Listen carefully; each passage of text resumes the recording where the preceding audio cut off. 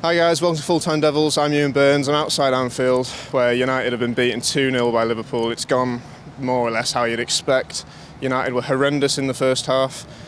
We just should have been about 4-0 down. Had a little flurry towards the end of the half where we could have nicked something and gone in at 1-1, which would have been really quite harsh on Liverpool. They were excellent. David De Gea got away one again, very similar to the Everton game. He was fouled by Van Dijk in the box. I personally think it was a foul. Most people don't. Gary Neville on the commentary was utterly convinced that should have been a goal for Liverpool, and I think Liverpool fans will agree. It's divided United fans as well.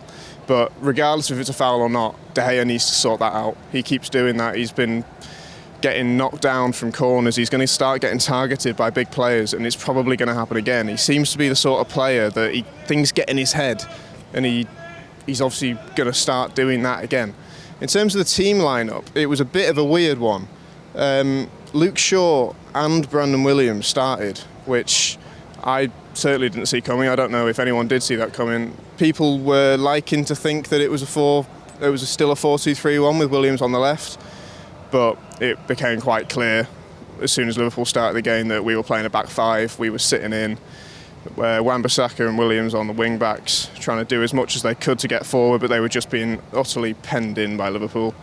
Mason Greenwood didn't get a start. It was given to James again. James is a player who I think needs a rest. He's come in for a bit of stick, and it's been talked about on the channel during the week. I think that he just needs a rest. He's kind of settled into the sort of player that he should have been anyway. He had that brilliant start, and he kind of fooled everyone into thinking that, he's going to be the next Ryan Giggs. He's not going to be like that. He should be a squad rotation player, and he's probably been asked to play too much football this season. And speaking of someone who's been asked to play too much football, Marcus Rashford, who obviously we missed horrendously, he wasn't in the squad at all today, and it came out at half-time. He suffered a double back stress fracture or something along those lines. He's going to be out for 2 to 3 months, they reckon. It's even put his England Euros hopes in jeopardy as well. And that is a huge blow for Manchester United, and that could potentially change how we look at this transfer window now. Suddenly, you might need to get an emergency loan for a striker in. Cavani is someone who's knocking about that you could potentially get hold of, even though he might go to Atletico Madrid. But the risk with that is, do you get an Ibrahimovic, who has a great season, scores a load of goals, or do you get a Falcao, who is just going to knock about, give you nothing, you pin your hopes on?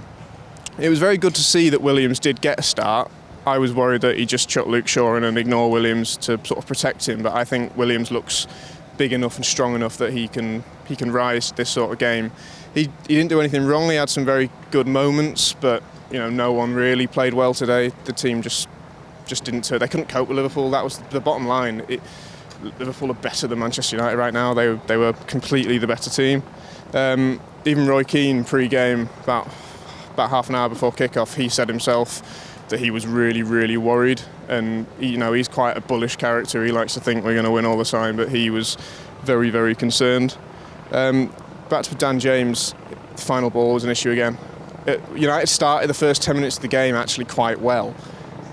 James got in down the right, and all he had to do was whip it across the box for Martial, who was pretty free, and he just kind of dragged it behind him. It didn't look like that big an opportunity at first, but when you watch it back, that could have been 1-0 to Man United very early on. So James, for me, needs to come out of the team, and I think Greenwood needs to start. Greenwood and Mata got brought on with about quarter of an hour to go, which was our first change of the game. For me, again, that's too late. That stands with Solskjaer. That's just too late to be bringing these people on. If you're 1-0 down against Liverpool, you're getting battered. You're 1-0 down against Liverpool, you're getting battered. You need to make changes. You've got a couple of dangerous players on the bench there that you need to bring on. In terms of the first goal, it was so predictable. It was a Van Dijk header from a corner, and it was almost like, as the corner was floated in, when you watch a toddler running and you can just tell they're about to fall over and they're going to cry. He just sort of floated in and just nodded it in, almost unchallenged. The problem was Brandon Williams was marking him, and that's not Williams' fault that he's there. For me, Harry Maguire, new captain, him or Matic are the only two people in that starting 11 for me who should be marking Van Dijk, a player who has proven that he just scores goals from corners for fun if you're not going to really, really get on him. And Harry Maguire was looking pretty sheepish after that goal. I think he knows that should have been his man. Brandon Williams is a short player. He should not be on him. It was just the organisation for most corners was awful, and a stat came up where we've conceded 8 goals from corners this season, which is the most anyone has, level with Villa and Norwich. 2 teams, well, Norwich look like they're going to go down, Villa may well go down if things don't improve for them. So we're defending like them from set pieces. Obviously everyone's then going to make the comparison to Van Dijk and Maguire with the price tags. Carragher did it straight away. That for me is not a discussion because, you know, different transfer windows, different circumstances for each move.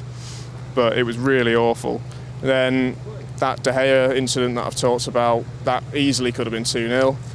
Then very soon after that they scored again, Wijnaldum getting in, but the linesman actually got that one. It wasn't initially a VAR check, it was a very good call. He was just offside, but it was a really good move, and it was, you know, he easily it just could have been a goal anyway. We were just getting carved apart at that point.